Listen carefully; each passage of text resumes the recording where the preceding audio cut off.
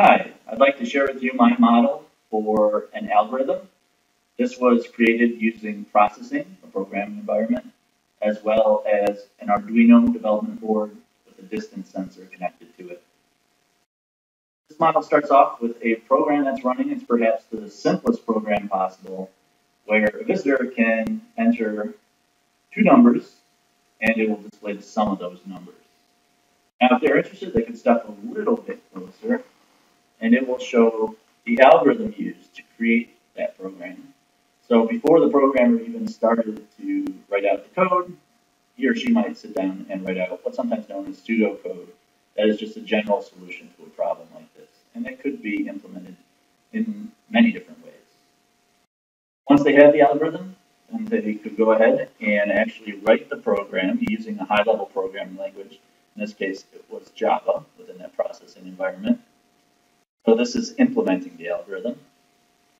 Once we compile that program, it turns into a low-level programming language such as assembly, which is specific for the computer that the program is being run on. Even closer, we can see the machine code that the computer turns the assembly into. So now we're getting very low level, and this is again specific to the computer that is running the program.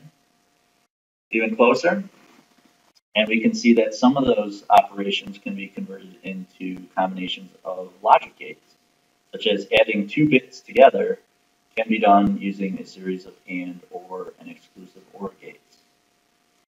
And then at the lowest level, as we get even closer, we can see that computers are saving those bits on transistors, so using an electric charge to represent information.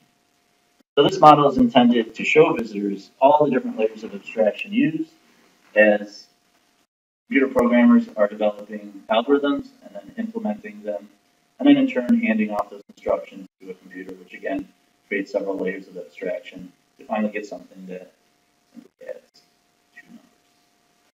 All right, thank you very much.